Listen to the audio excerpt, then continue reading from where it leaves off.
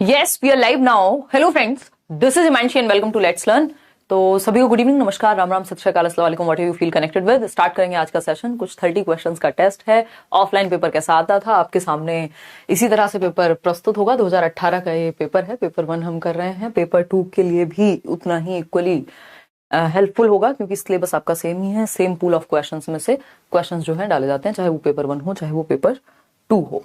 तो स्टार्ट करेंगे। एक कुछ क्वेश्चंस इसमें हैं जो जिसमें आप लोग गलतियां करेंगे ही करेंगे। वो कितनी भी बार डिस्कस हो जाए उसमें गलतियां कई बार लोग करते ही करते हैं, तो उन पे आपको विशेष ध्यान देना है।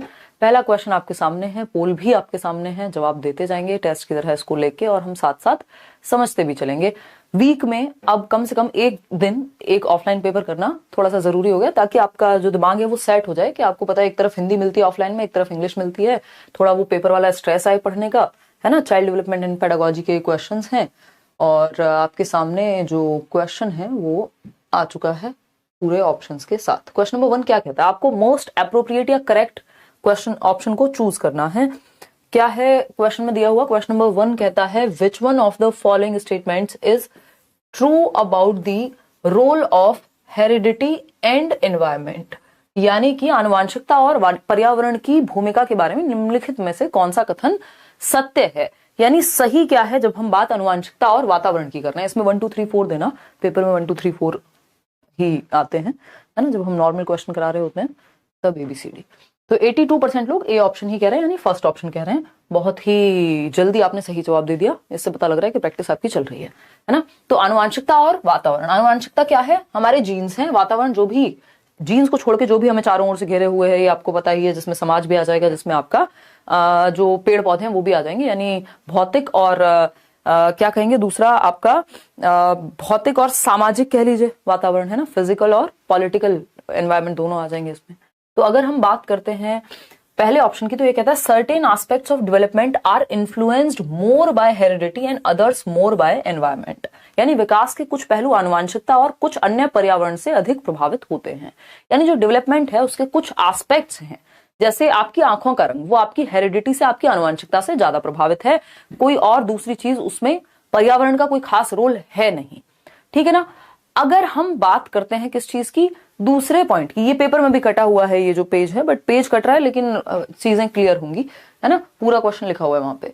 तो अगर हम बात करते हैं यहां किस चीज की, कि आपकी आंखों का रंग, आपकी बुद्धि, इंटेलिजेंस का जो लेवल है, IQ जो है बेसिकली, वो हेरिडिटी से ज्यादा प्रभावित है। आपका बॉडी का स्ट्रक्चर जो है वो हेरिडिटी से ज्यादा प्रभावित है। वहीं एनवायरमेंट का रोल रहेगा उसमें। IQ कितना भी अच्छा है, यदि एनवायरमेंट बिल्कुल अच्छा दिया ही नहीं, तो आप एक अच्छे चोर तो बन सकते हैं, लेकिन साइंटिस्ट बनने की संभावना थी वो चली गई, ठीक है जी बात।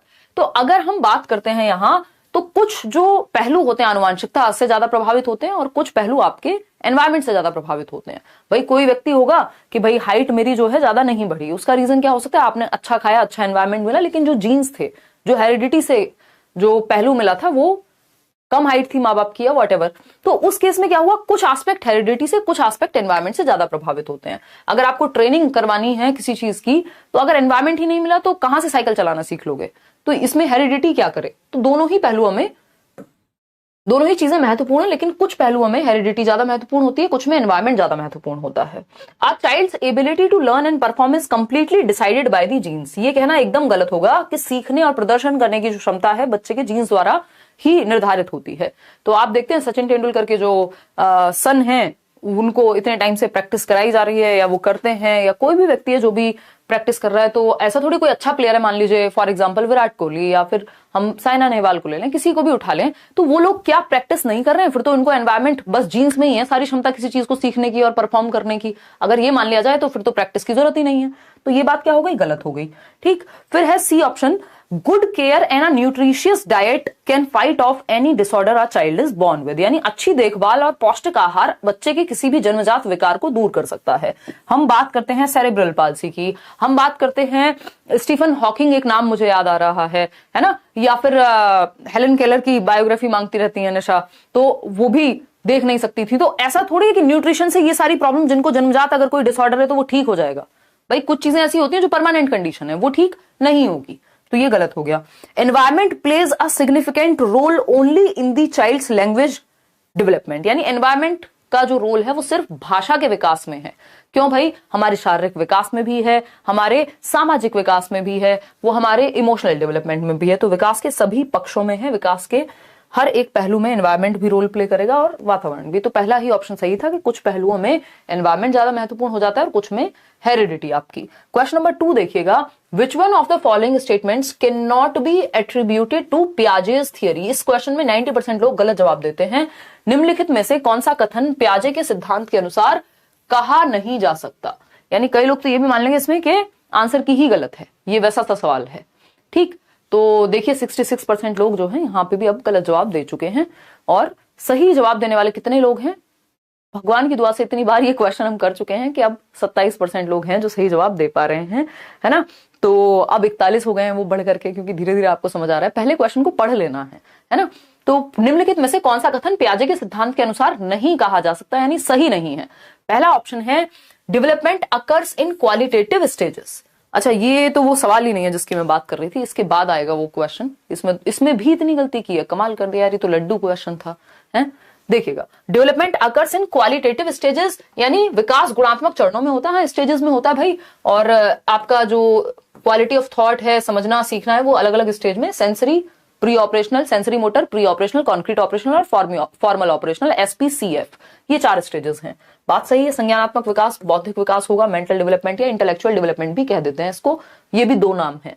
Children construct and use knowledge about their world. बच्चे अपनी दुनिया के बारे में ज्ञान का निर्माण करते हैं और उसको उपयोग करके, मतलब लिटिल साइंटिस्ट हैं बच्चे, नन्हे वैज्ञानिक हैं, ये बात भी सही है। लेकिन हमको गलत ढूंढना है, कैन नॉट लिखा हुआ है। सिर्फ नॉट लिखने की वजह से आपने इतने % लोगों ने आंसर गलत कर दिया इसका, है ना। 50% भी लोग नहीं है अभी तक जो सही जवाब दे पा रहे हो।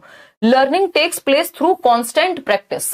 निरंतर अभ्यास से अधिगम होता है, ये हमने बचपन से सुना है, अपने स्कूल में सुना है। एक बात को 10 बार लिखो, प्रैक्टिस करो, प्रैक्टिस करो, प्रैक्टिस करो। लेकिन पियाजे और वाइगॉफ्स्की या रचनावाद, जिससे ये दोनों बिलोंग करते हैं, कंस्ट्रक्टिविज्म, वो ये नहीं कहता कि आप कांस्टेंट प्रैक्टिस में ही झोंक दो बच्चे को। ये ज्ञान की रचना पे फोकस करते हैं कि बच्चा एक्टिवली नॉलेज को कंस्ट्रक्ट करे, ना कि बस रिपीटेडली। ये जो प्रैक्टिस का बहुत ज्यादा कॉन्सेप्ट है, ये व्यवहारवादी पक्ष से आता है, यानी बिहेवियरिस्टिक थॉट से आता है कि बार बार ट्राई करेगी बिल्ली और फिर फेल होगी, फिर ट्राई करेगी। तो वो बहुत अच्छे स्तर की लर्निंग नहीं कहेंगे उसको, वो एक ठीक है तरीका है।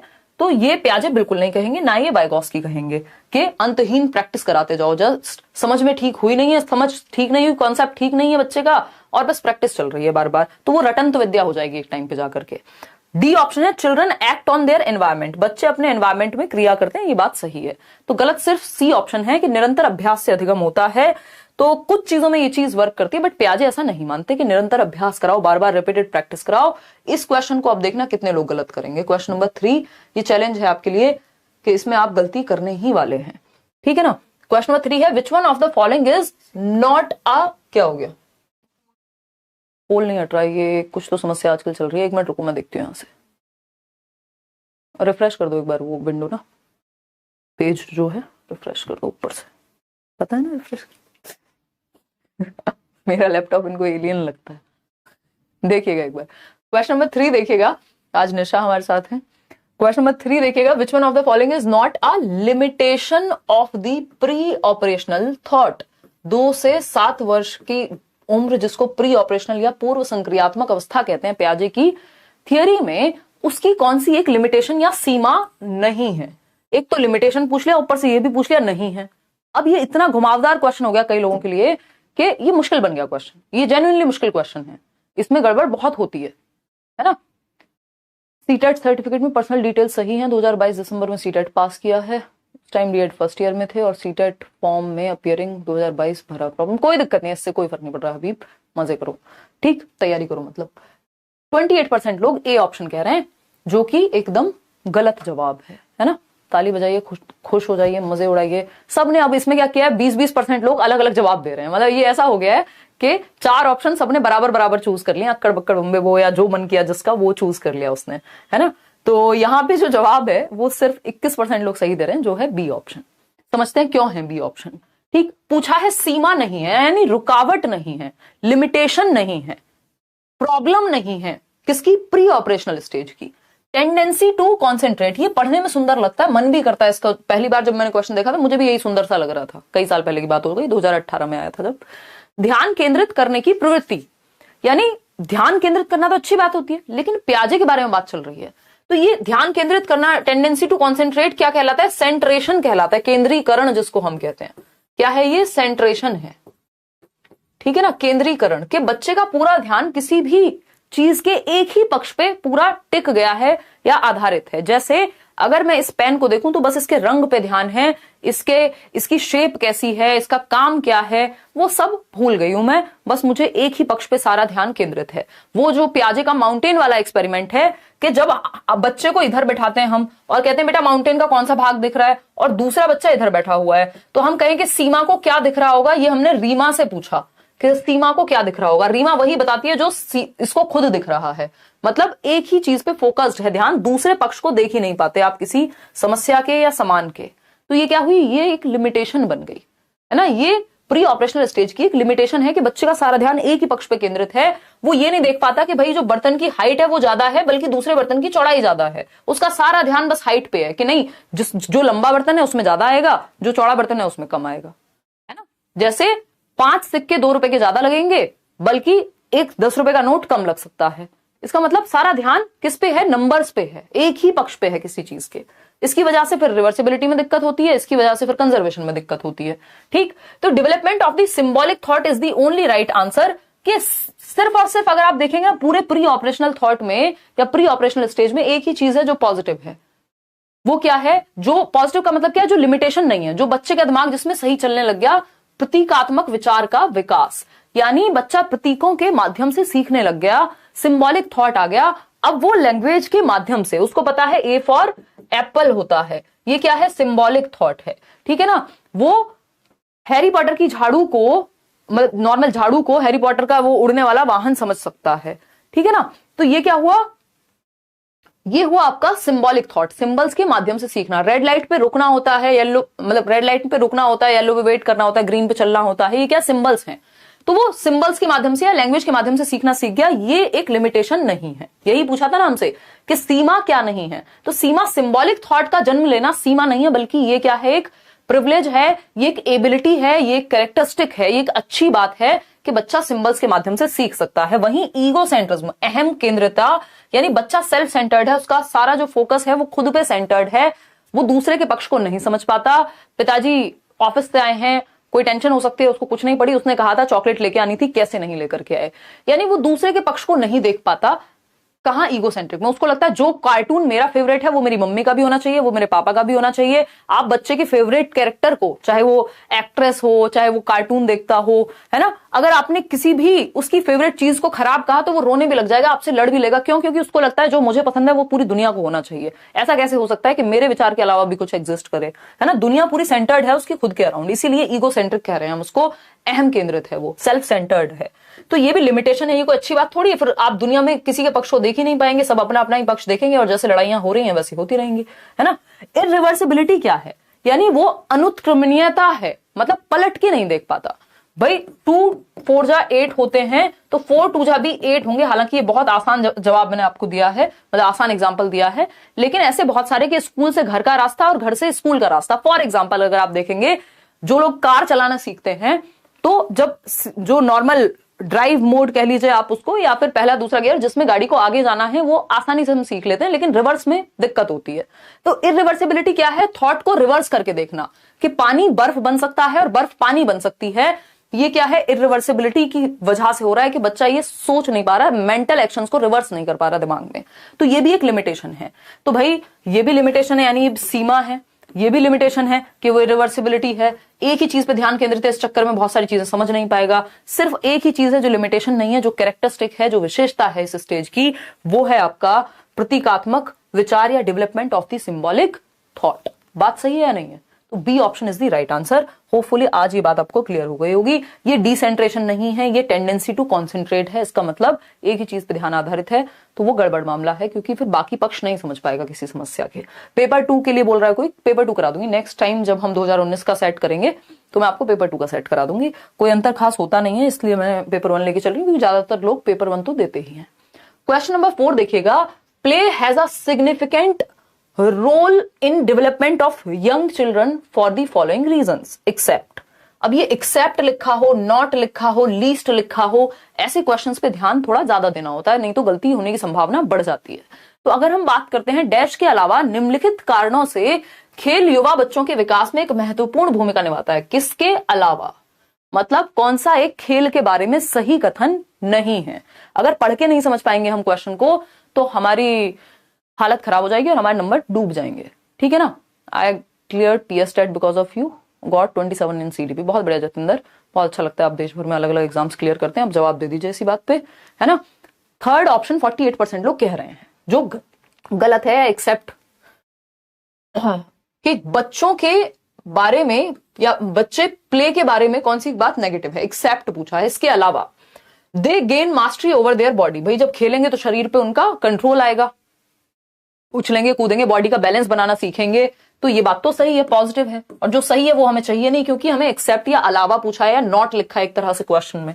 इट स्टिमुलेट्स देयर सेंसेस, बच्चों की इंद्रियां, भाई मैं कल बैडमिंटन खेल रही थी, मेरी आंखों पे भी ध्यान है, मेरे हाथों पे भी ध्यान है, मतलब आपके सेंसेस ज्यादा इन्वॉल्व होते हैं। अगर आप क्रिकेट खेल रहे हैं, कोई भी गेम अगर आप खेल रहे हैं, तो आपके सारे सेंसेस इन्वॉल्व होते हैं, स्टिमुलेट होते हैं, उत्तेजित होते हैं, ज्यादा एक्टिव रहते हैं। बात तो सही है, ये भी बात पॉजिटिव है। It is just a pleasant way to spend time, ये बात जो है एकदम खराब बात है कि खेलना क्या है, जस्ट एक तरीका है, यह समय बिताने का एक सुखद तरीका है। सुखद तरीके तो फिर बहुत हैं, आजकल फोन में से नहीं निकलते लोग, वीडियो गेम्स से मत निकलो आप, सुखद तरीके हैं, है ना। तो प्लेजेंट वे तो बहुत सारे हैं, खेल का उद्देश्य ये नहीं है कि ये बस समय बिताने के लिए करना है कुछ काम, अंताक्षरी वाला हिसाब नहीं है। डी ऑप्शन है, they acquire new skills and learn when to use them, बच्चे बहुत सारे नए कौशल सीखते हैं और जब जरूरत पड़ती है तो उनको उपयोग कर पाते हैं, किसके माध्यम से, खेल के माध्यम से। वो टीम बिल्डिंग सीखते हैं, एक दूसरे के साथ काम करना सीखते हैं, वो हार को जीत को एक्सेप्ट करना सीखते हैं, टॉलरेंस बिल्ड होती है, कोऑपरेशन बिल्ड होता है, कोलैबोरेशन बिल्ड होता है, बहुत सारे कौशल हैं जो वो सीखते हैं खेल के दौरान, ठीक है ना, कि कैसे टीम बनानी है, कैसे झगड़ा नहीं करना है, बहुत सारी चीजें। तो ये तीनों बातें सही हैं, फर्स्ट सेकंड और फोर्थ, लेकिन एक ही बात है जो गलत है, और इसी के अलावा बाकी सब सही है। तो जो गलत है वही सही है, क्योंकि पूछा ही क्या था, गलत, ठीक। तो C option is the right answer, या थर्ड ऑप्शन। क्वेश्चन नंबर 5 देखेंगे एक बार, ये क्या कहता है भाई। क्वेश्चन नंबर 5 पढ़िए और जवाब दीजिए।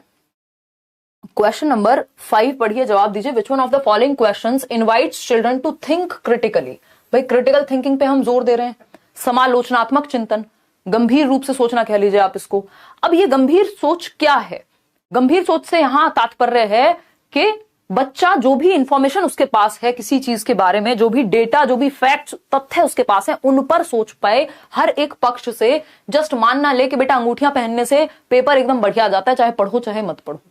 ये क्या हुआ, आप क्रिटिकली नहीं सोच रहे हैं, आपने मान लिया कि फलाने ने कह दिया था, फलाने बाबा ने, और ऐसे ही होगा। अब तो आपने जो डेटा है, फैक्ट्स हैं, सारे पक्षों को सोचा ही नहीं ठीक से। और ये 21वीं शताब्दी के कौशलों में आता है। नेशनल एजुकेशन पॉलिसी भी कह रही है बच्चे को क्रिटिकल थिंकिंग सिखाइए, कोई भी उसका बेवकूफ ना बना जाए कि 2000 के नोट में चिप है और आपने मान लिया। हर एक पक्ष पे आप सोचते हैं, ठीक है ना। तो अगर हम बात करते हैं फोर्थ ऑप्शन, आप लोग 83% लोग दे रहे हैं जवाब। चलिए देखते हैं। Do you know the answer to this, ये हर बार आता है एक क्वेश्चन, कि आपको एक क्वेश्चन का नेचर देख करके पता लगाना है कि किसमें क्रिटिकल थिंकिंग बच्चे की लग रही है। जिसमें बच्चे को सोचने पे मजबूर होना पड़े वही क्रिटिकल थिंकिंग वाला क्वेश्चन है। सिंपल आंसर जो वन वर्ड है वो नहीं होगा।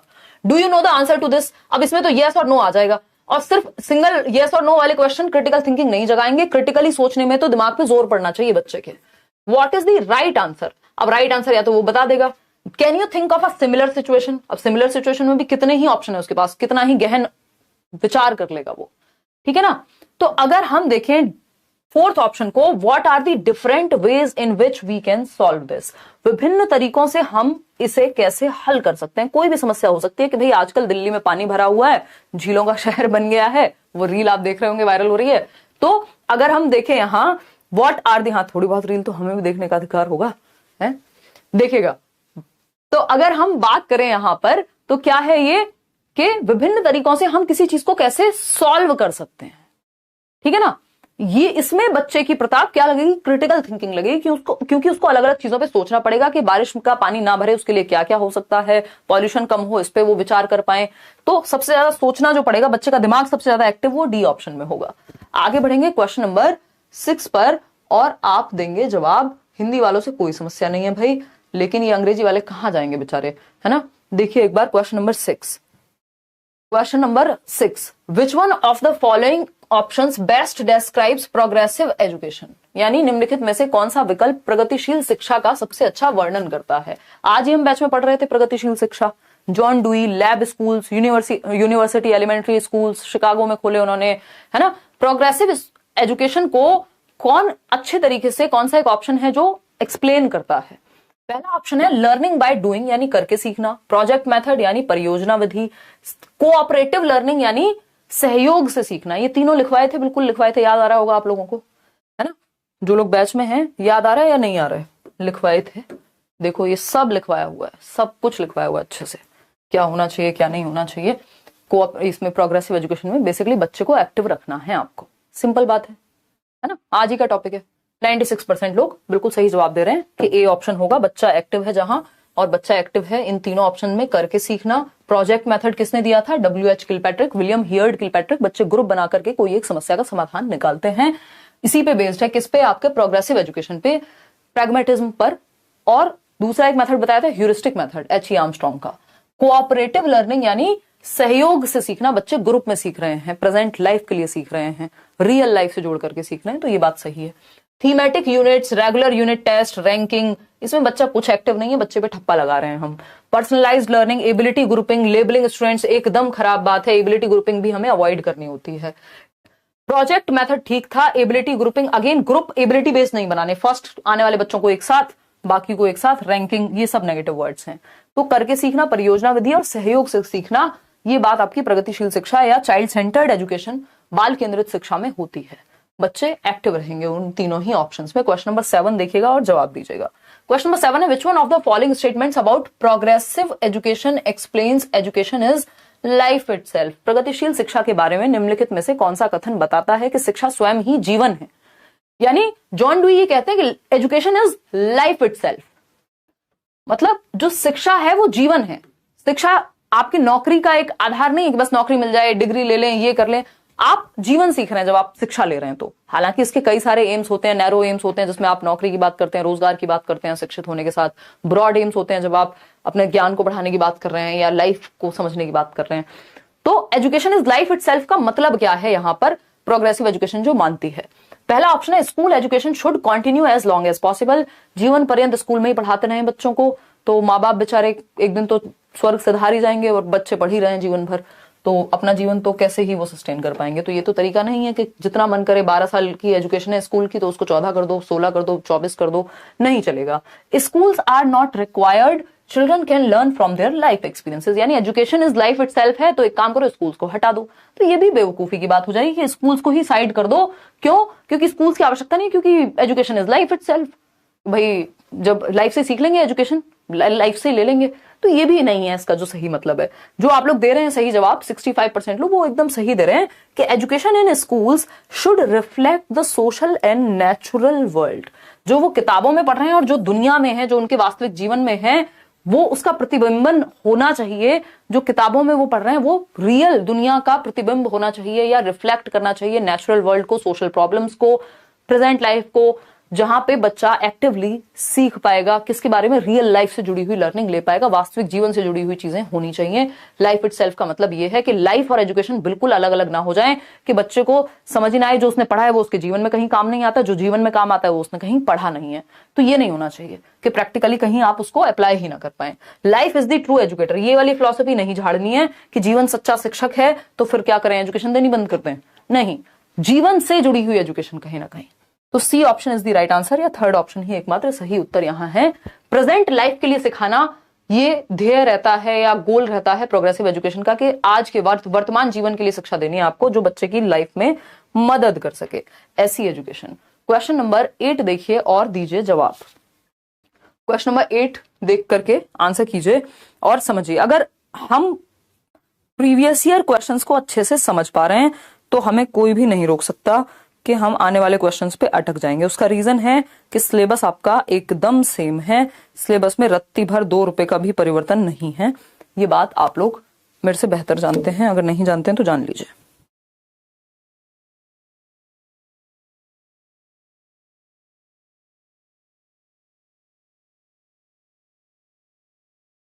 चला जाए आगे। देखिए क्वेश्चन नंबर 8 कहता है, कोहलबर्ग के बारे में बात है। Which one of the following can be considered as a contribution of Kohlberg's theory. Kohlberg ने क्या दिया है, मॉरल डेवलपमेंट, नैतिक विकास का सिद्धांत दिया है, कर चुके हैं ये हम प्लेलिस्ट में। तो उनकी थियरी के बारे में कौन सी एक बात सही है? 69% लोग सही उत्तर दे रहे हैं। फर्स्ट ऑप्शन है, his theory has supported an association between cognitive maturity and moral maturity. Cognitive maturity का मतलब संज्ञानात्मक परिपक्वता, यानी संज्ञान यानी उसकी समझ, उसकी बुद्धि जितनी विकसित होगी उसका नैतिक परिपक्वता भी उतनी ही बेहतर होगी। ये बात मैंने बहुत बार डिस्कस की है कि भाई, एक मिनट रुकना बस।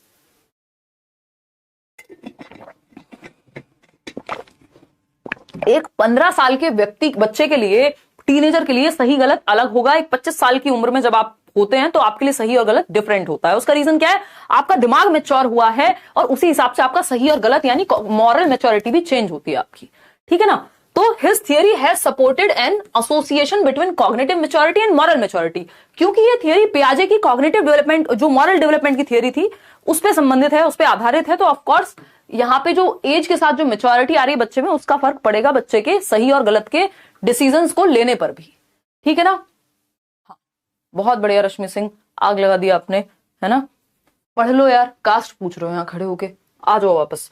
The theory has elaborate testing procedures, यानी इस सिद्धांत में विस्तृत परीक्षण प्रक्रियाएं हैं। मतलब क्या हुआ कि बहुत ज्यादा टेस्टिंग की बात हुई है इस थियरी में? जी नहीं, ठीक है ना। ये सब बातें संडे वार्ता को करते हैं हम वैसे। It establishes a clear relationship between moral reasoning and action. अब इसमें कई लोग कंफ्यूज हैं।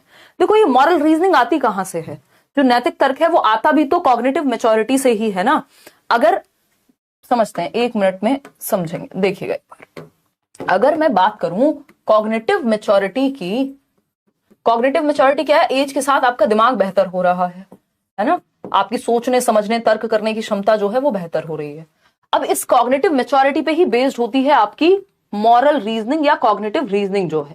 तर्क कहां से आएगा? दिमाग जितना डेवलप होगा उतना अच्छा तर्क होगा। तो भाई यहां पे हम ये नहीं कहेंगे कि मॉरल रीजनिंग पे एक्शन बेस्ड है ना, जो कि है। मॉरल रीजनिंग जो आपने तर्क दिया है उसके आधार पर सही और गलत निर्धारित होता है, लेकिन ये मॉरल रीजनिंग भी तो कॉग्निटिव मैच्योरिटी से आती है। तो इसका मतलब जो ए ऑप्शन है वो ज्यादा बेहतर है, जिसमें सी ऑप्शन अपने आप समाहित है कि जो क्लियर रिलेशनशिप है मॉरल रीजनिंग और एक्शन के बीच में, तो वो मॉरल रीजनिंग आई तो कॉग्निटिव मैच्योरिटी के साथ है ना। रीजनिंग भी तो चेंज होती है, हमारे जो तर्क हैं वो परिवर्तित होते हैं जैसे जैसे हमारा दिमाग डेवलप होता है। तो इसलिए ये ऑप्शन सही होते हुए भी गलत है यहाँ। क्यों? क्योंकि इससे बेटर ऑप्शन या तो हम बेस्ट ऑप्शन चूज करते हैं या फिर वो ऑप्शन चूज करते हैं जिसमें बाकी ऑप्शंस कवर हो जा रहे हो। तो आंसर क्या होगा? सिर्फ और सिर्फ ए ऑप्शन ही होगा। डी ऑप्शन एक बार और चेक कर लेते हैं।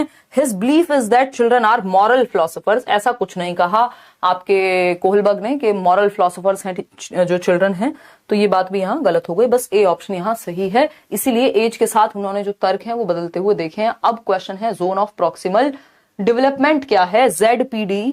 वाइगॉस्की को याद कीजिए और मुझे जवाब दीजिएगा कि क्या कह रहे थे वाइगॉस्की जब आपने उनको पढ़ा था। Zone of proximal development refers to, यानी निकटवर्ती विकास का क्षेत्र संदर्भित करता है। बताइएगा ZPD क्या है, फटाफट से बताइए। ठीक, अच्छा क्यों रो रहे हो भाई, क्या हो गया? हमारे लिए इतना मेहनत करते हो, धन्यवाद अनु। अरुणा सिंह नाम है आपका। हाँ वही पढ़ लो, सिर्फ हो जाएगा क्लियर। शुभी, अगर बहुत ज्यादा नहीं भटकोगे, इस टाइम जो पढ़ाया जा रहा है वही पढ़ लोगे पेपर तक, पेपर निकल जाएगा, है ना। 1 महीना है हमारे पास। देखिए, the zone of proximal development निकटवर्ती विकास का क्षेत्र संदर्भित करता है। The phase when maximum development is possible, यानी वो चरण जहां अधिकतम विकास संभव है। अधिकतम। The developmental phase when child takes complete responsibility for learning, यानी बच्चा खुद की रिस्पॉन्सिबिलिटी ले लेता है, उसको ZPD कह रहे हैं। A context in which children can almost perform a task on their own with the right level of support, यानी एक संदर्भ है जिसमें बच्चा सहयोग के सही स्तर के साथ कोई कार्य लगभग स्वयं कर सकते हैं। जैसे अभी बात कही थी आपने, मैं जो आपसे बात कर रही थी कि अब आपका ये ZPD है कि आप पेपर क्लियर कर सकते हैं, ये आपके निकटवर्ती विकास के क्षेत्र के अंदर है कि संभावित विकास आपका हो सकता है, पेपर क्लियर हो सकता है। बस आपको सही स्तर के सहयोग की जरूरत है कि ये क्वेश्चन आपको नहीं समझ आ रहा है, टॉपिक नहीं समझ आ रहा, आपको समझा दिया गया, आपको हेल्प मिल गई, स्कैप फोल्डिंग मिल गई, ZPD में दी जाती है स्कैप फोल्डिंग, और आप कर जाएंगे कोई काम।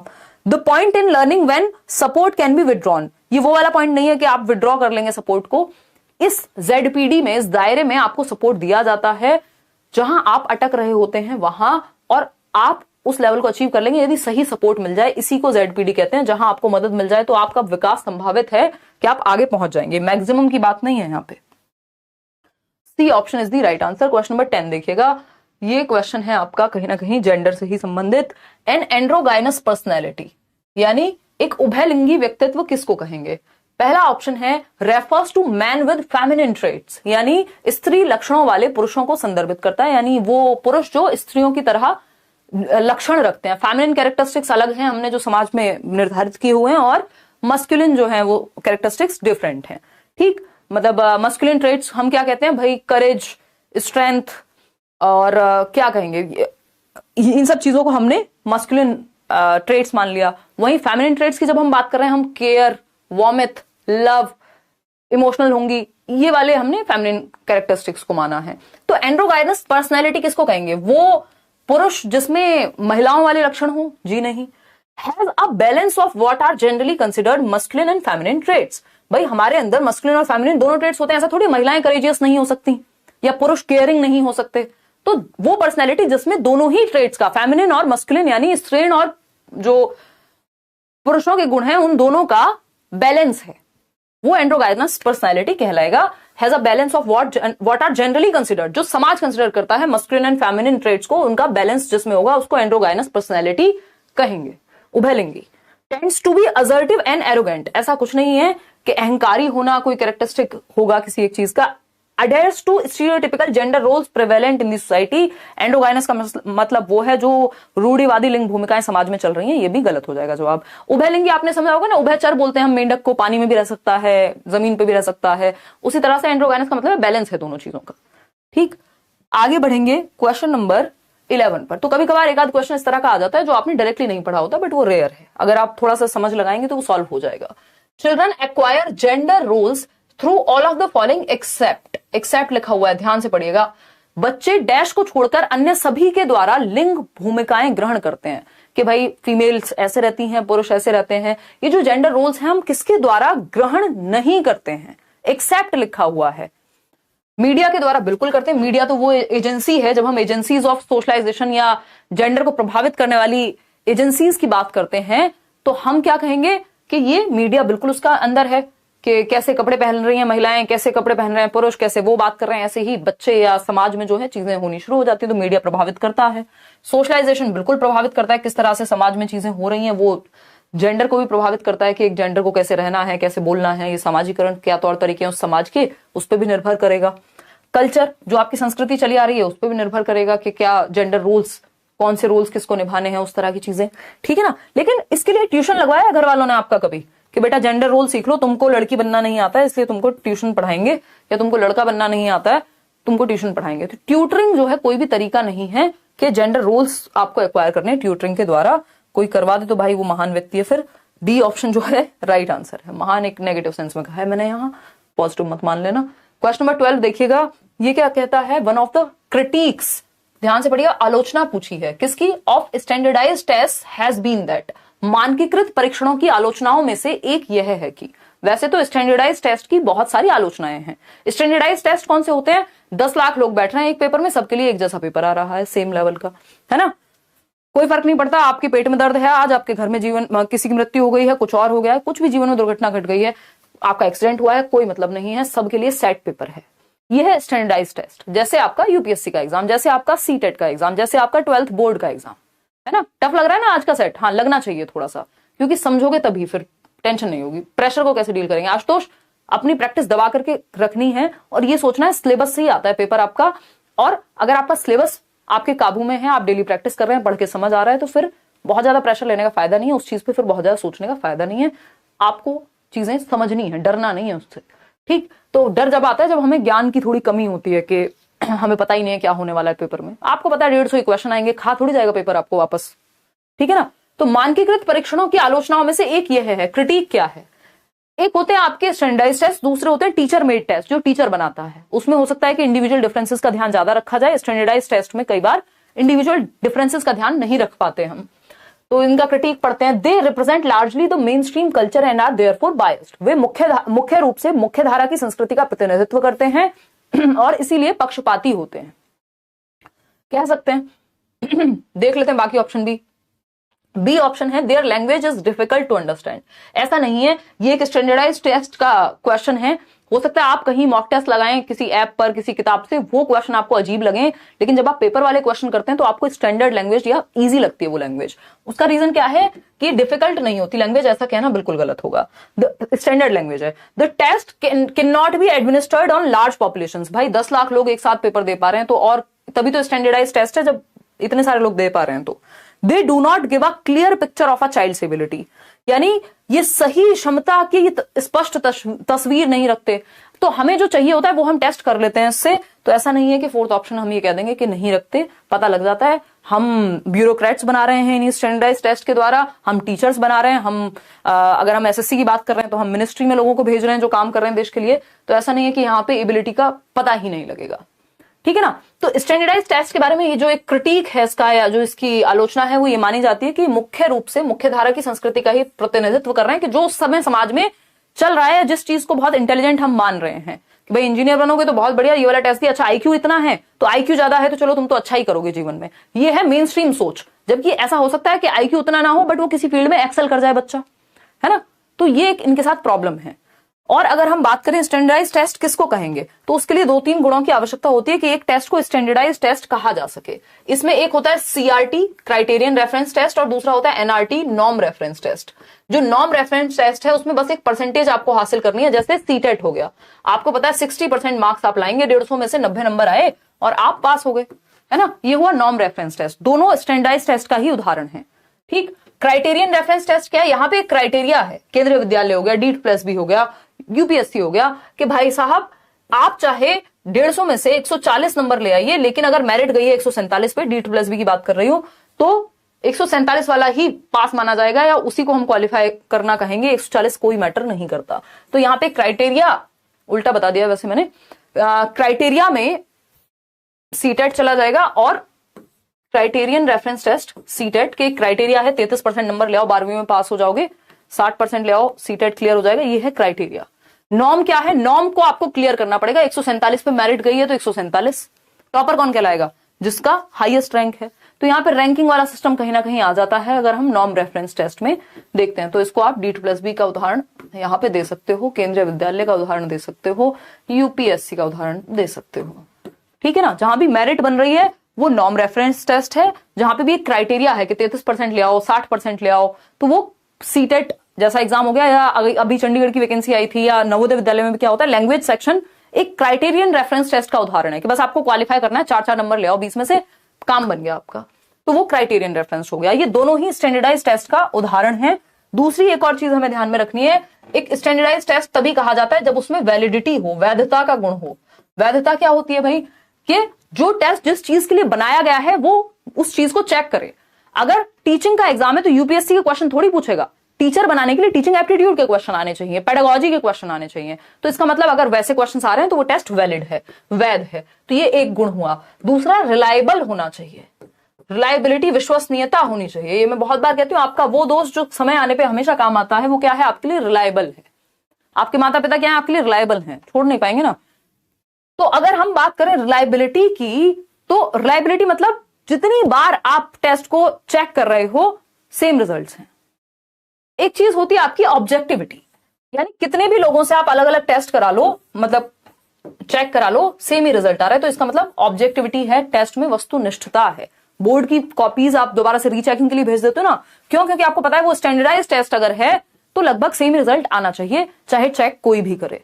तो ये वैलिडिटी, रिलायबिलिटी और ऑब्जेक्टिविटी, ये तीनों चीजें एटलीस्ट होनी चाहिए, तब एक टेस्ट को स्टैंडर्डाइज्ड टेस्ट या मानकीकृत टेस्ट कहेंगे। भाई जो सीटेट का पेपर है वो वैध है, वैसे ही क्वेश्चन पूछ रहा है जो एक टीचर की नॉलेज को चेक करने में जरूरी है।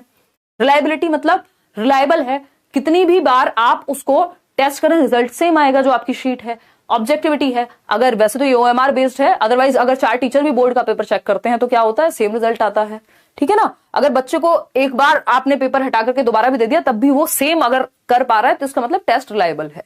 तो खैर इस पे चर्चा और करेंगे सीसीई में। तो आंसर क्या हुआ कि ये मेन स्ट्रीम कल्चर को ही रिप्रेजेंट करते हैं कि भाई इसके इतने नंबर हैं तो ये अच्छा ही करेगा। क्वेश्चन नंबर 13 देखिएगा, जबकि कोई टॉपर हो सकता है जीवन में अच्छा ना करे। क्वेश्चन नंबर 13 देखिएगा, the theory of multiple intelligence says that, multiple intelligence यानी एकाधिक बुद्धिमानी या बहुबुद्धि का सिद्धांत हावर्ड गार्डनर को याद कीजिए, 8 प्रकार के बुद्धि के सिद्धांत इन्होंने बताए हैं अपनी बुक फ्रेम्स ऑफ माइंड में। शुरुआत में 7 थे, फिर 1983 में जब ये बुक पब्लिश हुई थी उसके बाद बढ़ गए। तो पहला ऑप्शन है intelligence can be rapidly accelerated, यानी बुद्धि तेजी से बढ़ाई जा सकती है। देखो, आप समझ को तेजी से बढ़ा सकते हो, बुद्धि तेजी से बढ़ जाएगी ये कहना गलत होगा, क्योंकि इंटेलिजेंस जो है आपका या आईक्यू जो है वो लगभग फिक्स्ड ही रहता है, बहुत ज्यादा अंतर उसमें नहीं आता है ना, और एक दिन में तो बिल्कुल भी नहीं आता। जनरेशंस का आईक्यू ऑन एन एवरेज बढ़ता है, वो भी डेकेड्स में, 10-10 साल में। Intelligence can be of several kinds, यानी कई प्रकार की हो सकती है। नाम से ही पता लग रहा है बहुबुद्धि का सिद्धांत। मल्टीपल इंटेलिजेंस, यानी बुद्धि कई प्रकार की हो सकती है। सिर्फ वही इंटेलिजेंट नहीं है जो मैथ्स में अच्छे नंबर ला रहा है, वो भी इंटेलिजेंट है जो क्रिकेट अच्छा खेलता है, जो डांस अच्छा करता है, जो पेंटिंग अच्छी करता है, जो म्यूजिक अच्छा कंपोज करता है। तो यानी कई प्रकार हैं बुद्धि के। पेपर पेंसिल टेस्ट जो है वो हेल्पफुल नहीं होते, ये उन्होंने नहीं कहा। मतलब मल्टीपल इंटेलिजेंस का मतलब ये नहीं है कि पेपर पेंसिल टेस्ट के बारे में बात हो रही हो। Intelligence can be multiplied with effective pedagogy, ये सारी बातें एक तरफ, और जो बहुबुद्धि का सिद्धांत है वो क्या है कि बुद्धि कई प्रकार की होती हैं। बाकी बातें भी सही हैं अगर देखा जाए, ये दोनों भी, ये बात उन्होंने कहीं ना कहीं कही है, लेकिन इसका मतलब क्या, मल्टीपल इंटेलिजेंस का तो सिंपल मतलब है बुद्धि कई प्रकार की होती है, और 8 प्रकार की बुद्धि एज पर एनसीईआरटी हम फॉलो करते हैं अभी। वैसे तो उन्होंने और भी दे दी है। क्वेश्चन नंबर 14 देखिएगा, जवाब दीजिएगा, थोड़ा सा लेंदी है ये paper. Teacher can utilise both assessment for learning and assessment of learning, यानी शिक्षक सीखने के लिए मूल्यांकन और सीखने के मूल्यांकन दोनों का उपयोग कर सकते हैं। ध्यान से जवाब दीजिएगा, इसमें आप लोग गड़बड़ कर जाएंगे, है ना भाई। स्क्रीन यहां से क्लियर है, आप अपने एंड पे क्वालिटी थोड़ी इंक्रीज कर लीजिए तो एकदम क्लियर आप देख पाएंगे। ब्लर हो रहा है आज, पता नहीं बारिश की वजह से शायद इंटरनेट में कुछ प्रॉब्लम होगी। देखिएगा 59% लोग 2 ऑप्शन कह रहे हैं। चलिए समझते हैं। तो पहले पूछा है असेसमेंट फॉर लर्निंग, तो आपको असेसमेंट फॉर लर्निंग देखना है। गलत जवाब दे रहे हैं आप लोग इसमें। Know children's progress and achievement level, यानी असेसमेंट फॉर लर्निंग क्या करता है, बच्चे की प्रोग्रेस को जांचता है कि कैसे सीखते हैं बच्चे, बच्चों की प्रगति पे ध्यान देता है असेसमेंट फॉर लर्निंग। पहले फॉर ही लिखा है, ये मैं आपको बहुत बार कहती, अरे यार इतनी हिचकियां आ रही है तुम याद करो यहीं बैठ के। अच्छा हाँ, ये बात भी सही है, आंटी याद कर रही हैं चाय पे।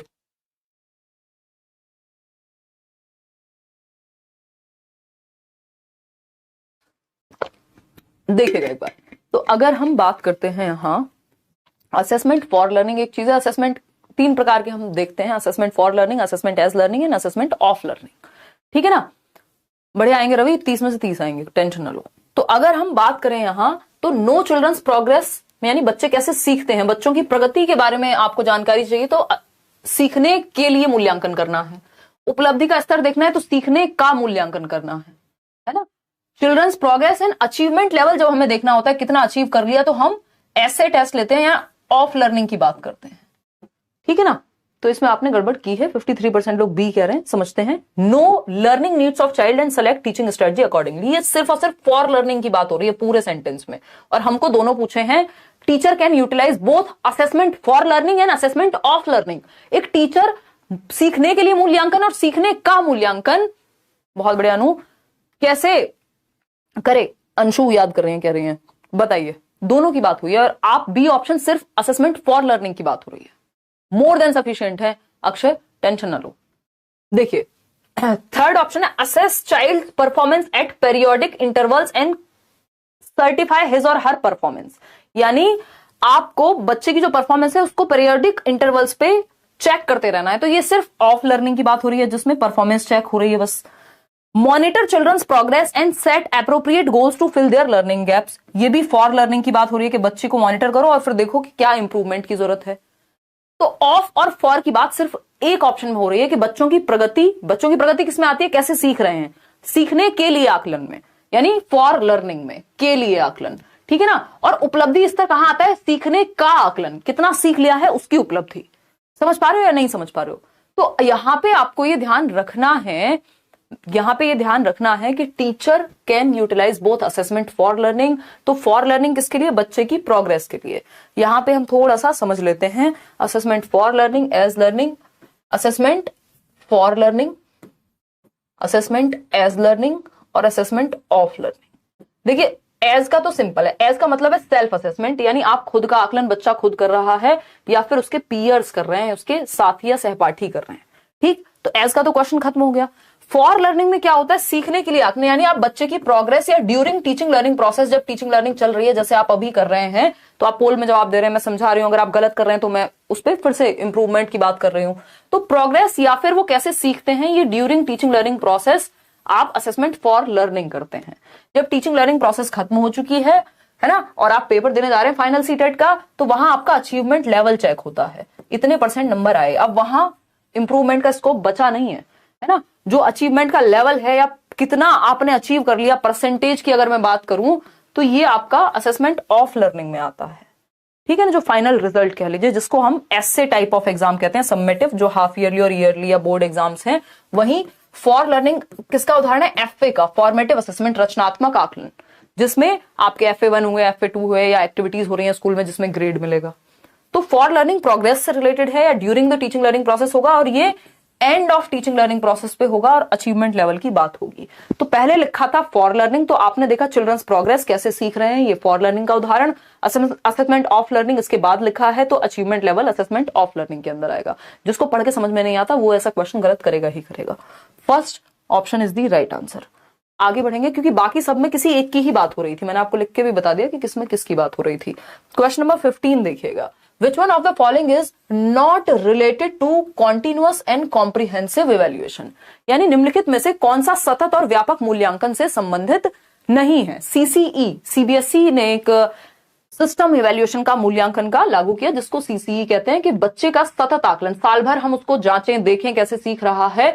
और व्यापक का मतलब है यहां हर एक पक्ष में, करिकुलर यानी शैक्षिक व सह शैक्षिक पक्ष में, करिकुलर एंड को करिकुलर यानी पेपर पेंसिल भी, और जो बाकी के पक्ष हैं, वो स्पोर्ट्स में कैसा है, वो व्यवहार में कैसा है, वो डिबेट में कैसा है, वो ड्राइंग में कैसा है, दोनों ही पक्ष, पढ़ने से रिलेटेड भी, क्लास के अंदर भी और क्लास के बाहर भी, सभी पक्षों को जांच पाना CCE के अंदर आता है।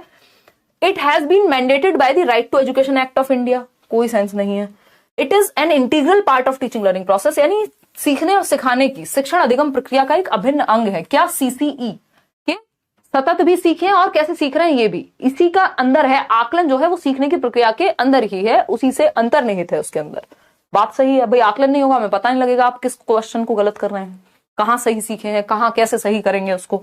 It focuses on child's achievement in different learning areas, तो ये को करिकुलर एक्टिविटीज, सह शैक्षिक पक्ष हो गया, इसमें आपको दोनों पक्षों की बात करनी है, curricular plus co curricular, scholastic plus co scholastic. It is useful to label children, कोई भी टेस्ट बच्चे को लेबल या ठप्पा लगाने के लिए नहीं किया जाता, तो B option is the only right answer over here. इस टेस्ट को देख करके, इस पेपर को देख के कई लोगों को पसीने आ रहे हैं, कई लोगों को टेंशन हो रही है, कई लोग तो डर के मारे पेपर ही छोड़ दिया कि भाई हमसे ना हो पाएगा, है ना। Giftedness in children can be attributed to, बच्चों में प्रतिभाशालिता डैश के कारण हो सकती है। और ये कब का पेपर है, जब 2 साल बाद पेपर हुआ था, सितंबर 2016 के बाद, जब दिसंबर 2018 में पेपर हुआ। 2 साल से ज्यादा के समय में कोई पेपर नहीं लिया सीटेट ने उस दौरान, और पेपर जब आया 2018 में तो ऐसा पेपर आया, जबकि 2016 वाला पेपर आपको बहुत इजी लगा होगा जब मैंने पिछली बार कराया था, है ना। तो अभी इस बार भी पैटर्न चेंज हुआ है, तो पैटर्न चेंज होने पे जनरली ये देखा जाता है कि क्वेश्चंस थोड़े स्टैंडर्डाइज्ड होते हैं। मैं मुश्किल नहीं कहूंगी उसको, बट जिनकी कॉन्सेप्चुअल क्लैरिटी अच्छी है, जैसे जब ऑफलाइन से ऑनलाइन गए तो मुश्किल कर दिया, तो उसमें इस चीज को ध्यान में रखना है कि वो कॉन्सेप्ट जिसका अच्छा है, जो पढ़ के समझता है अच्छे से कॉन्सेप्ट को, सिलेबस पे पकड़ है, उसको कभी टेंशन नहीं है, चाहे वो ऑफलाइन में हो पेपर, चाहे ऑनलाइन में हो, है ना। देखिएगा एक बार, 83% लोग ए कह रहे हैं। गिफ्टेडनेस इन चिल्ड्रन यानी बच्चों में प्रतिभाशालिता। गिफ्टेडनेस 3 प्रकार की होती है जनरली। हम एक तो कहते हैं IQ, जिसका ज्यादा है वो गिफ्टेड है। दूसरा क्या है, एक बच्चा है जो क्रिएटिव है, वो भी एक तरह का गिफ्टेड है। तीसरा बच्चा है जो टैलेंटेड है, किसी फील्ड में टैलेंट रखता है। भाई सचिन तेंदुलकर है, गिफ्टेड है, लेकिन क्या पढ़ाई में अच्छे थे? नहीं। तो ये क्या हुआ बेसिकली, गिफ्टेडनेस का किसकी वजह से आती है giftedness? Interplay between heredity and environment, बिल्कुल आसान सी बात है। आनुवंशिकता और वातावरण दोनों के बीच एक अंतःक्रिया चाहिए, तब जाकर के गिफ्टेड कहलाएगा बच्चा। उसका हेरिडिटी भी स्ट्रांग और एनवायरमेंट भी आपने अच्छा दिया है। सिर्फ एनवायरमेंट से आप किसी को गिफ्टेड नहीं बना सकते। अगर यदि IQ या हेरिडिटरी पावर नहीं है, शरीर में क्षमता नहीं है, तो क्या ट्रेनिंग से बना दोगे गिफ्टेड? नहीं हो पाएगा। सक्सेसफुल पेरेंट्स, सिर्फ सक्सेसफुल पेरेंट्स क्या करेंगे? ऐसे बहुत सारे उदाहरण हैं जिनके पेरेंट्स सक्सेसफुल है, बच्चे उतना नहीं हो पाए, तो जरूरी नहीं है कि सिर्फ पेरेंट्स ही बना देंगे। डिसिप्लिन रूटीन, ये भी एनवायरमेंट का हिस्सा है, रूटीन जो है ना। सिर्फ एनवायरमेंट तो नहीं बना सकता ना। तो एक ही उत्तर सही है कि आनुवंशिकता और वातावरण, भाई जो हमारा डेवलपमेंट है वो किसका प्रोडक्ट है? हेरिडिटी और एनवायरमेंट का गुणनफल है। नेक्स्ट क्वेश्चन है question number 17। Children coming from socio economically disadvantaged backgrounds need a classroom environment which, यानी सामाजिक आर्थिक रूप से वंचित पृष्ठभूमि से आने वाले बच्चों को कक्षा के माहौल की आवश्यकता होती है। यानी एक बच्चा जो सामाजिक और आर्थिक रूप से कमजोर वर्ग से आता है, यानी उसके घर में उतने संसाधन नहीं हैं जितने शायद सामान्य तौर पे बाकी बच्चों के होंगे, तो इस बच्चे को आप क्या करेंगे, मतलब कैसे इसको इंक्लूड करेंगे क्लासरूम में? तो आपको बच्चा जो भी घर से लेके आता है, चाहे वो उसकी सामाजिक आर्थिक स्थिति हो, चाहे वो उसकी भाषा हो, चाहे वो उसका बैकग्राउंड हो, उसका पूर्व ज्ञान प्रीवियस नॉलेज हो, सबको इंक्लूड करना होता है। 15 में हम नॉट लिखा था, चलो ठीक है अभी देख लेंगे एक बार। ऐसा हो जाता है कई बार। तो टीचर्स देम गुड बिहेवियर, उनको अच्छा व्यवहार सिखाओगे, तो आपने ही मान लिया जो बच्चा गरीब परिवार से आ रहा है उसको अच्छा व्यवहार आता ही नहीं है। Values and uses their cultural and linguistic knowledge, ये बात एकदम सही है कि उनके सांस्कृतिक और भाषाई ज्ञान को महत्व देना है जिससे वो सीख पाए। भाई जो भी वो लेकर के आए उनके जीवन से जोड़ना है आपको लर्निंग को, ऐसा नहीं मानना कि वो सीख नहीं सकते। अगर ऐसा होता तो डॉक्टर एपीजे अब्दुल कलाम नहीं बनते। Discourages the use of their language, उनकी भाषा को यूज नहीं करने देंगे, ऐसा कोई नहीं है, बच्चे की मदर टंग को यूज करने देना है। कैटेगराइज कर देंगे उनकी क्षमता के आधार पर, ये तो कमजोर है, ये तो गरीब है, इसको साइड कर दो, ये सब नहीं करेंगे। तो सेकेंड ऑप्शन ही एकमात्र सही उत्तर है कि बच्चे की कल्चरल नॉलेज को यूज करेंगे। 15th क्वेश्चन में नॉट लिखा था, ऐसा आप लोग कह रहे हैं। अच्छा, not related to, okay okay okay, ये बात आप सही कह रहे हो यार। इस क्वेश्चन में हमेशा मैं नॉट भूल जाती हूँ, पता नहीं, ये मुझे याद आ रहा है पिछले साल भी मैंने यही किया था। Which one of the following is not related to लिखा हुआ था। तो अगर हम बात करें, it is an integral part, ठीक है। It focuses on child's achievement in different learning areas, हाँ डिफरेंट लिखा था तो सही है। मैं सिर्फ इसको को करिकुलर लेकर के निकल गई क्योंकि मुझे लगा कि नॉट नहीं लिखा है। It is useful to label children, ये एकदम खराब है, तो इसका ऑप्शन जो है वो डी ही हो सकता है। इसको ठीक कर लीजिएगा भाई, ये 4th ऑप्शन ही होगा। बच्चे पे ठप्पा लगाना कभी भी सीसीई का कोई भी वो नहीं हो सकता, इसे भारत के शिक्षा के अधिकार अधिनियम द्वारा अनिवार्य किया गया है। हाँ, ये कहना सही होगा क्योंकि सीबीएसई इसको लागू करता है और राइट टू एजुकेशन एक्ट फिर माने गए, मतलब ये एजुकेशन सिस्टम के द्वारा मान्य है, ये कहना ये चाह रहे थे। लेकिन ये क्योंकि दिमाग में मैं कुछ और लेकर के चल रही थी, नॉट को हटा करके चल रही थी, तो मुझे बेस्ट ऑप्शन चाहिए था और वो बेस्ट ऑप्शन एक ही था, है ना। तो तीनों ही बातें सही है, एक ही बात गलत है कि बच्चे को लेबल नहीं कर सकते। क्या हुआ, 1 मिनट रुको, चलिए खैर, तो इसको ठीक कर लीजिएगा यार। अच्छा याद दिलाया, आप लोग फटाफट से लिख दिया करो, ऐसा हो जाता है कई बार फ्लो में। ऑफलाइन क्लास में क्या होता है, सामने होते हैं तो बता देते हैं आप लोग। क्वेश्चन नंबर 18 का जवाब दीजिएगा। मैडम जो है ये लैपटॉप मत गिरा देना हवाबाजी में, सारा डेटा चला जाएगा लैपटॉप की, तो कोई बात नहीं, नया ले लेंगे तुम्हारी दुआ से, तुम्हारी सैलरी से, तुम्हारे प्रॉफिट से। देखिए क्वेश्चन नंबर 18 देखिएगा, the intervention needed for creative and talented children in the classroom rests on, यानी कक्षा में सृजनात्मक और प्रतिभाशाली बच्चों के लिए आवश्यक हस्तक्षेप निर्भर करता है। मतलब आपको इंटरवेंशन किसके लिए चाहिए, क्रिएटिव बच्चा है और टैलेंटेड बच्चा है। अभी बताया था ना गिफ्टेडनेस के 3 प्रकार होते हैं। जनरली गिफ्टेड लोग क्या कह देते हैं, गिफ्टेड बस वही है जिसका आईक्यू ज्यादा है, जबकि गिफ्टेडनेस में टैलेंटेड बच्चा भी है जो किसी क्षेत्र में बहुत अच्छा कर रहा है, कोई डांस बहुत अच्छा करता है, क्रिएटिव है, कुछ नया बना के लाता है, और एक बच्चा है जो इंटेलेक्चुअली ब्राइट है जिसका आईक्यू बहुत ज्यादा है। 3 प्रकार हैं गिफ्टेडनेस के। तो टैलेंटेड और क्रिएटिव बच्चों के लिए आपको क्या करना है ये पूछा है ऑप्शन में, बताइए एक बार मैराथन देख लो और नोट्स पढ़ लो, जिसको समझने में आज के पेपर से दिक्कत हो रही हो फिर समझ में आएगा। कक्षा में सृजनात्मक और प्रतिभाशाली बच्चों के लिए आवश्यक हस्तक्षेप निर्भर करता है किस पे, use of customised and stimulating instructional methods by the teacher, यानी शिक्षक द्वारा अनुकूलित और प्रेरक निर्देशन तरीकों के उपयोग पर, यानी ऐसे तरीके अपनाएं जिसमें बच्चे को इंटरेस्ट आए, डिफरेंट तरीके से उसका दिमाग इन्वॉल्व हो। बात तो सही लग रही है। Giving extra time to them, क्या सिर्फ टाइम एक्स्ट्रा देकर के, वो भी टैलेंटेड बच्चे को, वो तो जल्दी सीख रहा होगा। अफेक्शनेट होना है, क्या स्नेह से ठीक हो जाएगी बीमारी सारी। Giving them the responsibility of teaching other children, दूसरे बच्चों को पढ़ाने को कह दो, बिल्कुल खराब तरीका है। हमें शिक्षक द्वारा एक तो कस्टमाइज्ड कह लीजिए एंड स्टिमुलेटिंग इंस्ट्रक्शनल देनी है। कस्टमाइज मतलब इंडिविजुअल डिफरेंस का ध्यान रखते हुए, बच्चा जिस फील्ड में अच्छा है उसको उस तरह के चैलेंजिंग क्वेश्चंस देने हैं, उसको उस तरह की प्रॉब्लम्स देनी है, यानी डिफरेंशिएटेड इंस्ट्रक्शन का पालन करना है। तो A option is the right answer. बच्चे की नीड के अकॉर्डिंग एक प्लान बनाएंगे जिसको IEP बोलते हैं।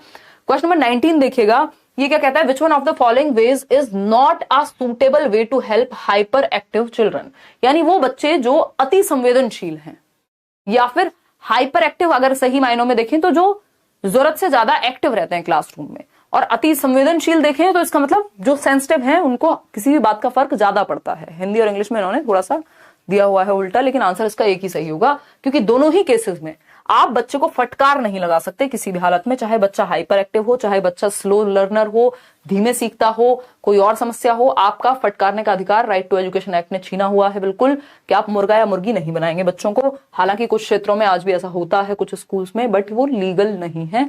बेचैन होने पर अक्सर उन्हें फटकार लगाना, क्योंकि वो बच्चा रेस्टलेस होगा, हाइपर एक्टिव ना, attention deficit hyper activity disorder ADHD में भी यही होता है, बच्चा टिक के बैठ नहीं पाता ज्यादा देर। अब वो टिक के नहीं बैठ पा रहा, वो उसकी प्रॉब्लम है और आप उसको डांट रहे हैं, तो डांटने से तो ठीक नहीं होने वाला। आपको क्या करना है, बल्कि 3 ऑप्शन अपनाने हैं कि उसको कोई फिजिकल एक्टिविटी इंक्लूड कर दो, जिससे क्या होगा, उसकी एनर्जी थोड़ी चैनलाइज हो जाएगी किसी एक डायरेक्शन में। Offering alternative ways of learning, सीखने के डिफरेंट तरीके आप अपना सकते हो, किसी में तो इंटरेस्ट आएगा उसको। Breaking up a task into small and manageable segments, अगर बच्चा 30 मिनट नहीं बैठ पाता, 5 मिनट तो बैठ पाएगा, तो 5-5 मिनट के चंक में तोड़ दो। लेकिन डी ऑप्शन गलत है, और जो गलत है वही सही है, क्योंकि पूछा ही गलत था, नॉट लिखा था। क्वेश्चन नंबर 20 देखिएगा और जवाब दीजिएगा। क्या कहता है question number 20? Patterns of divergent thinking identify children. DC साथ जाता है, सीसी साथ नहीं जाता, है ना। याद आ रही है ये बात, दिमाग में बिठा लेनी है। एक क्वेश्चन आता ही है इस पे, फ्री का नंबर है। और ये अलग अलग सोच वाले पैटर्न उन बच्चों की पहचान करते हैं। डाइवर्जेंट थिंकिंग, अब सारी सोच दिशाओं में सोचना, एक प्रॉब्लम के 36 सॉल्यूशन एक बार में ही सोच देगा बच्चा। कैसा बच्चा है ये? कोई कह रहा है हम तो बहुत मुर्गे बने हैं, मुर्गी बने हैं। अच्छा अंशु ठीक है, अब मत बन, अब आप बच्चों को मत बनाना कि हम भी बदला लेंगे, है ना, क्योंकि सास भी कभी बहू ही नहीं करना है स्कूल में, है ना, कि हम तो पिटे हैं हम तो पीटेंगे, ऐसे थोड़ी चलेगा, ये नहीं करना है। ठीक, तो अपना इरिटेशन, अपना फ्रस्ट्रेशन बच्चों पे नहीं निकालना है। और मुझे नए लोगों से बहुत उम्मीद है, मतलब मेरी ही जनरेशन के लोग होंगे आप, मेरे से कई सारे लोग बड़े हैं, तो फिर भी नए लोगों से मुझे बहुत उम्मीद है। उनकी टीचिंग का स्टाइल एकदम डिफरेंट है, जो थोड़े से रूढ़िवादी या जो सिस्टम पुराना हो गया था उन टीचर्स के मुकाबले। पुराने भी टीचर्स बहुत सारे बहुत अच्छे हैं, बट बहुत सारे लोग बच्चों से ही पैज में आ जाते थे एकदम, मतलब उन्हीं के साथ बिल्कुल ईगो पे लग जाती थी हर बात। वैसे आप लोग नहीं बनेंगे। देखिएगा थर्ड ऑप्शन, 88% लोग क्रिएटिव कह रहे हैं, बिल्कुल सही है। डाइवर्जेंट थिंकिंग क्रिएटिविटी से जुड़ी हुई है। कौन कहता है? जॉय पॉल गिलफर्ड कहते हैं, जेपी गिलफर्ड। ठीक, डाइवर्जेंट मतलब दिशाओं में सोचना। जब कुछ दिशाओं में सोचेंगे तभी तो नया सोच पाएंगे, अगर एक ही दिशा में सोचते हैं तो नया क्या सोचेंगे, लीक से हट के सोच ही नहीं पाएंगे। तो डीसी साथ चलते हैं का मतलब क्या है? डाइवर्जेंट थिंकिंग क्रिएटिविटी से जुड़ी हुई है, कन्वर्जेंट थिंकिंग नहीं है जुड़ी हुई, ठीक है ना। तो डाइवर्जेंट थिंकिंग ऐसा नहीं है डिसेबल्ड बच्चे से या डिसलेक्सिक या रेजिलियंट बच्चा, नहीं, सीधा संबंध किससे है? क्रिएटिव बच्चे से है। क्वेश्चन नंबर 21 देखिए, 21वां सवाल देखिए और जवाब दीजिए। क्या कहता है भाई 21वां सवाल? विच one of the following does not. Not तो इतने क्वेश्चंस में लगा हुआ है इस पेपर में कि मतलब एक बार को तो मैं भी कंफ्यूज हो गई हूं। देखिए एक क्वेश्चन है जो हम कर रहे थे वो सीसी वाला, कि कभी ना कभी ऐसा हो सकता है, अगर आपका वो वैसी वाली बात है कि ध्यान हटा, नजर हटी, दुर्घटना घटी, कि अगर आपने हल्का सा भी इधर उधर आपका दिमाग गया तो क्या होगा? नॉट वाले क्वेश्चन में 1 नंबर चला जाएगा प्यार से। ठीक, तो does not describe the ways in which a teacher can model problem solving for children in the classroom. यानी निम्नलिखित में से कौन सा शिक्षक द्वारा कक्षा में बच्चों के लिए समस्या हल करने का सही तरीका नहीं है। डिस्कस योर थॉट्स, डिस्कस करना एक पॉजिटिव बात है, ये तो अच्छा तरीका प्रॉब्लम सॉल्विंग का। Be honest about making mistakes while solving something. भाई अगर कुछ सॉल्व कर रहे हैं उसमें गलतियां होना स्वाभाविक होंगी। Vocabulary, use vocabulary like think, ideas, trial and different answers, इसमें भी बच्चा एक्टिव है, यहां भी बच्चा एक्टिव, यहां भी, लेकिन ask questions with convergent answers. देखिए समस्या समाधान में कन्वर्जेंट आंसर नहीं चलता, क्यों? क्योंकि कन्वर्जेंट आंसर वन वर्ड होगा या बंद दिमाग करेगा एक तरह से आपका, जबकि आपको प्रॉब्लम सॉल्विंग में डिफरेंट सोच वाले क्वेश्चंस रखने होंगे। तो डी ऑप्शन गलत है और जो गलत है वही सही है। क्वेश्चन नंबर 22 देखिए एक बार, बहुत ही आसान सवाल है। Which one of the following is an emotion. कौन सा एक इमोशन है? कॉग्निशन एंड इमोशन एक चैप्टर है आपका, अभी हमने पढ़ा भी था बैच में सीटेट के करियर रूल पर, है ना। तो अगर आपको याद आ रहा हो, बहुत पुराना वीडियो आपको यूट्यूब पे भी मिल जाएगा, ये मैंने कराया हुआ है। तो अगर हम बात करें which of the following is an emotion, cognition क्या है? दिमाग से जुड़ी हुई चीजें, सोचना, समझना, तर्क करना, imagination, thinking, memory, reasoning, perception, imagination, ये सारी चीजें जो भी दिमाग से हो रही हैं, प्रॉब्लम सॉल्विंग, डिसीजन मेकिंग, वो कॉग्निशन में आती है। इमोशन क्या है? भावनाएं, संवेग हमारे। और हमने ये डिस्कस किया है फॉल, फियर, एंगर और लव। जेबी वॉटसन, जॉन ब्रॉडस वॉटसन जो हैं वो बताते हैं हमें 3 प्रकार के इमोशन जन्म से होते हैं व्यक्ति में, भय, क्रोध और प्रेम। बच्चे को उछालिए आप, शुरू में उसको डर लगता है। एंगर, दांत एकदम दबा करके बच्चा आपको दिखा सकता है कि उसको गुस्सा आ रहा है किसी बात पे। लव, प्रेम, वो बचपन से ही स्नेह को महसूस करना शुरू कर देता है। देखिए मेमोरी क्या है? अब बाकी के 3 ऑप्शन यहाँ कॉग्निशन का उदाहरण हो गए। मेमोरी क्या है, दिमाग से जुड़ी हुई है, कॉग्निशन। फियर एक इमोशन है यहाँ पे, तो B option is the right answer. Attention क्या है, दिमाग से ध्यान दोगे किसी चीज पे, तो ये भी कॉग्निशन का उदाहरण है। स्टिमुलस आपका ब्रेन से रिलेटेड है कि आप उत्तेजना हो गई एक तरह का। स्टिमुलस कोई भी एक चीज जिससे आप बाध्य होते हो रिस्पॉन्ड करने पे, तो स्टिमुलस कुछ भी हो सकता है, और ये व्यवहारवादी पक्ष है, इमोशन नहीं है स्टिमुलस, इतना हमें पता है। तो बी ऑप्शन, स्टिमुलस से इमोशन आते हैं लेकिन इमोशन नहीं है स्टिमुलस अपने आप में, तो डर यानी भय is the right answer over here. आगे बढ़ेंगे, क्वेश्चन नंबर 23 देखेंगे, एक बार आप जवाब देंगे फटाफट से। क्या है भाई क्वेश्चन नंबर 23? कह रहा है कि एक बच्चा है, और एक बच्चा है, क्या कहता है एक बच्चा, जरा आप बताइए फटाफट से पोल में जवाब दे करके।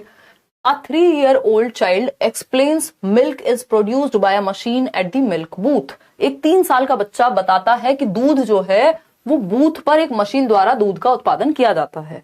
वही वो पिताजी के साथ अपने डेयरी जाता होगा और वो मशीन से दूध निकल के जो है पैकेट में या पैकेट से ले आता होगा। अब वो कह रहा है कि क्या है भाई, जो दूध है वो मशीन बनाती है, उसको नहीं पता गाय भैंस है, पता है क्या है ये, किस बेसिस पे वो जवाब दे रहा है, अपने अनुभव के आधार पे जवाब दे रहा है जो उसने अनुभव किया है। Which one of the following offers best explanation? Best explanation कौन सी है ये देखना है। The child has very limited exposure of the world, कि दुनिया का बहुत ही कम ज्ञान है, बच्चे में गलतियां नहीं निकाली जाती, पहला रूल है पेडागोजी का। The child's answer is based on his or her experience of buying milk from the milk booth. ये बात एकदम सही है कि बच्चे का जवाब दूध बूथ से दूध खरीदने के अपने अनुभव पर आधारित है, जो उसने एक्सपीरियंस किया उसके बेसिस पे वो जवाब दे रहा है। अब उसके अलावा तो दुनिया में बहुत कुछ है, सब कुछ तो कोई भी नहीं जान पाएगा। The child has never seen cows, उसने कभी गाय नहीं देखी, हमें नहीं पता देखी होंगी नहीं होगी, समझ के यहां से आता है दूध, वॉटएवर, हमें अज्यूम नहीं करना, बेस्ट ऑप्शन चूज करना है। The child's family does not offer a stimulating environment to the child, यानी एक अच्छा एनवायरमेंट नहीं दे रही है फैमिली, तो हर चीज पता होगी बच्चे को, उसका कभी तो कहीं तो अपना अनुभव साझा करेगा कि नहीं, तो कोई सेंस नहीं है इसमें। ना आपको फैमिली पे गलत लेके जाना है, ना बच्चे के बारे में बहुत ज्यादा गलत विचार अपने आप से बना लेने, आपको देखना है पॉजिटिव ऑप्शन कौन सा, जहां बच्चा एक्टिव है, बच्चे के अनुभव को कहां महत्व दिया जा रहा है। क्वेश्चन नंबर 24 देखिएगा, which one of the following best describe a teacher's role, यानी निम्नलिखित में से कौन सा शिक्षक की भूमिका का सबसे अच्छा वर्णन करता है, टीचर के बारे में सबसे बेहतर बात, यानी क्या रोल होना चाहिए टीचर का। Teacher's most important role in the classroom is to maintain discipline, बस डिसिप्लिन बना रहना चाहिए, तो वो तो डंडे के दम पे भी बन जाता है डिसिप्लिन, कोई बोलेगा भी नहीं, ऐसे ऐसे टीचर से उनके सामने जबान नहीं खोलता बच्चा, है ना, चाहे समझ में आ रहा हो नहीं आ रहा हो, कोई मतलब नहीं है उनको, ठीक है ना, ठीक। तो ये क्या हुआ, गड़बड़ हो गई कि maintain discipline. A teacher should adhere to the prescribed text book, यानी कि जो टेक्स्ट बुक मिली है उसी को सब कुछ माने, जबकि text book one of the resources है, ओनली रिसोर्स नहीं है। Completing the syllabus on time and leaving enough time for revision is important, कि समय पे सिलेबस खत्म कर दे, टीचर एक मशीन है, बस सिलेबस खत्म करे, समझ में आए नहीं आए, कितना अच्छे से पढ़ाया कोई मतलब नहीं, सिलेबस खत्म हो गया टाइम पे, सेंसलेस बात है। Creating a relaxed space where children learn through dialogue and inquiry, सबसे ज्यादा जो बच्चा एक्टिव है वो डी ऑप्शन में है, कि बच्चे खुद से एक्टिव हैं। थोड़ा सा किसके लिए रिलैक्स्ड स्पेस छोड़ा जा रहा है, आराम के लिए जगह बनाना, जहां बच्चे संवाद और पूछताछ के माध्यम से सीखते हैं, वो डिस्कस कर सकें, वो क्वेश्चन पूछ सकें टीचर से भी, आपस में भी, और इंक्वायरी कर सकें, खोज कर सकें, जाके घर पे खुद भी गूगल करें, 4 लोगों से पूछें, अपने दादा दादी से बात करें, है ना, थोड़ा वो स्पेस उनको देना जहां बच्चा एक्टिव रह सके, वो बोझ से ना दबा जाए सिलेबस के।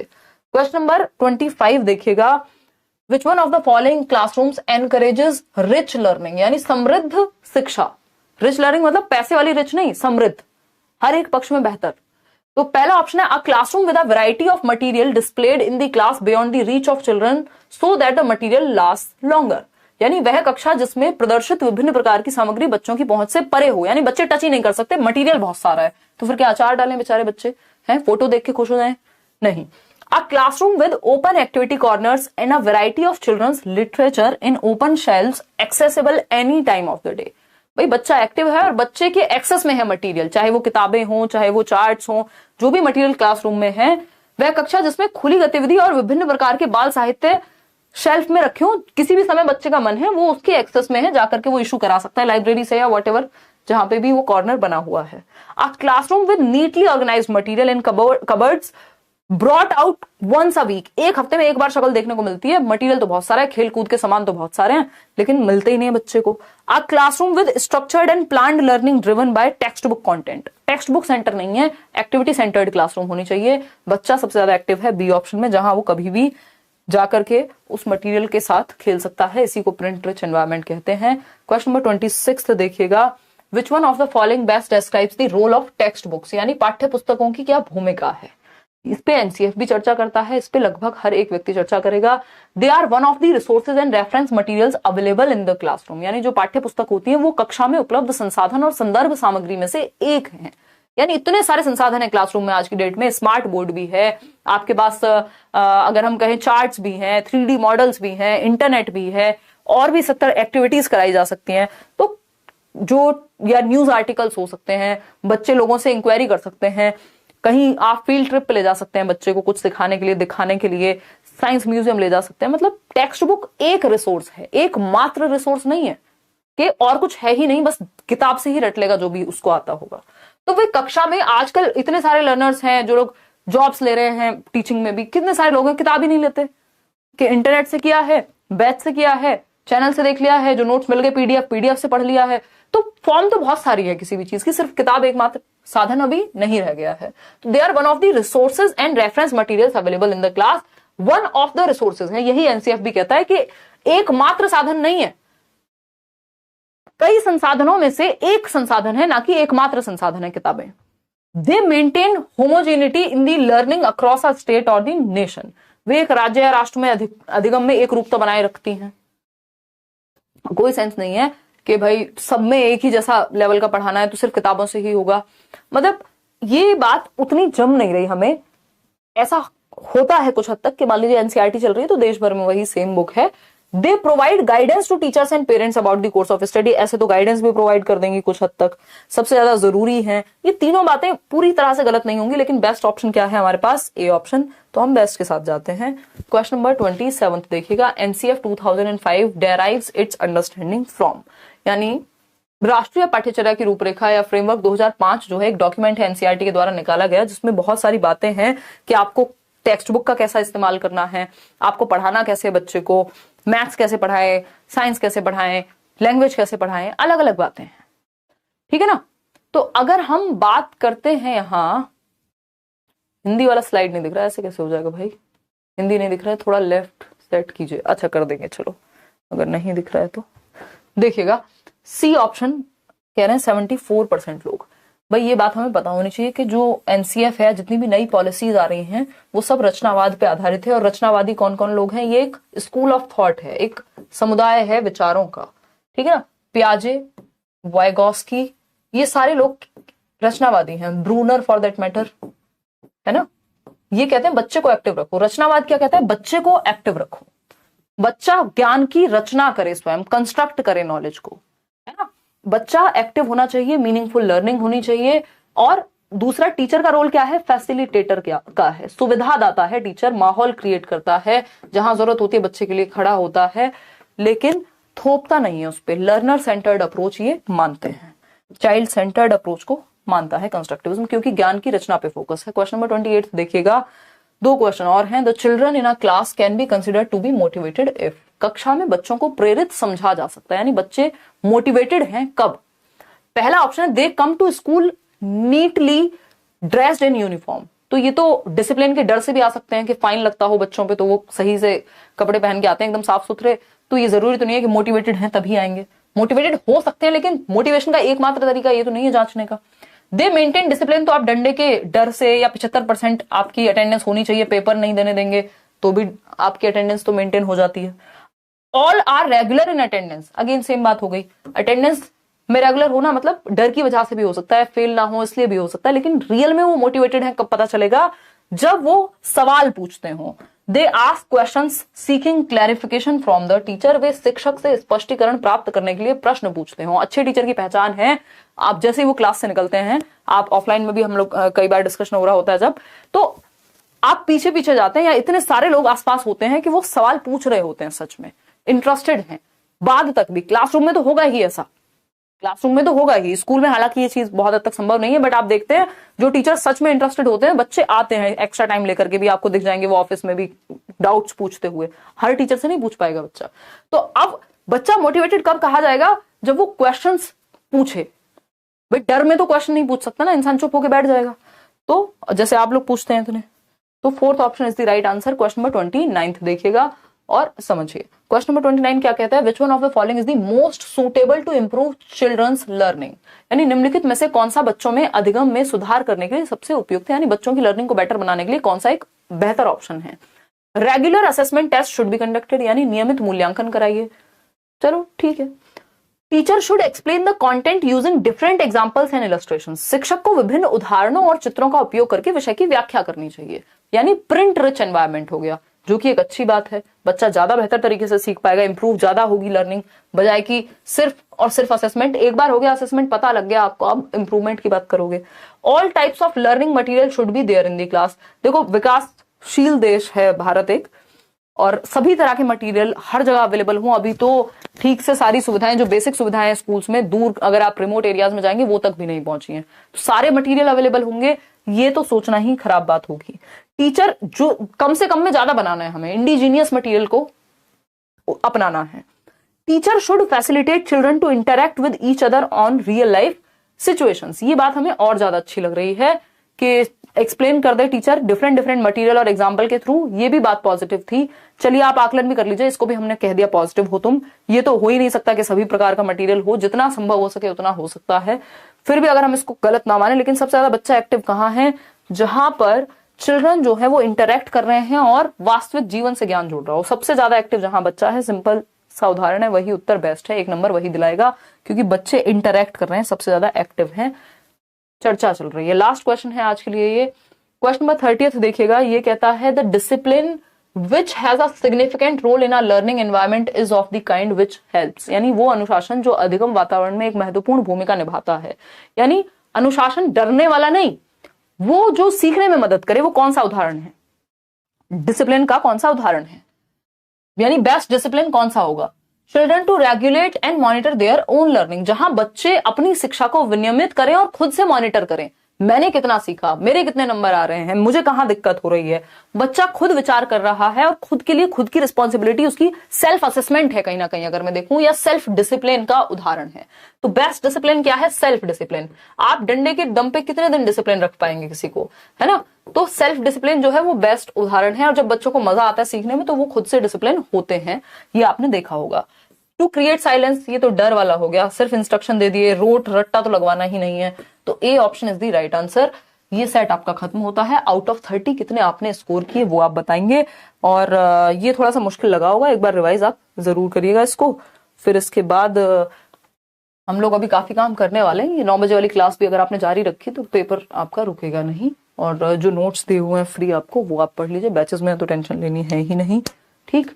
और बिल्कुल उम्मीद है कि आप 130 प्लस तो बहुत सारे लोग हर बार लाते हैं, इस बार 140 भी लेकर के आते हैं कुछ लोग, 2-3 लोग थे जो इस बार भी 140 प्लस नंबर लेकर के आए हैं। एक तो इंटरव्यू भी आप देख चुके हैं, तो बेस्ट करिए, मतलब नंबर आ जाएंगे अच्छे। लेकिन ठीक है, कई लोगों को नंबर ही मोटिवेट करते हैं। 16 out of 15, 16 out of 30, 24 out of 30, 28 out of 30, 27 out of 30। तो एक बार ये सेट फिर से एक बार रिवाइज जरूर कीजिएगा। चलिए आज के लिए इतना ही रखते हैं। थैंक यू सो मच, धन्यवाद। लाइक शेयर सब्सक्राइब आप कर दीजिएगा। सब्सक्राइब करके बेल आइकॉन दबा के बैठ के रहिए तैयार। 9 बजे हम डेली मिल रहे हैं। बाकी जो भी आपका स्कोर रहा हो कमेंट्स में बताएंगे, कहीं डाउट रहा हो वो भी कमेंट्स में बता देंगे। 29 आउट ऑफ 30 सही है, बहुत बढ़िया रुक्मणी निर्मल, बहुत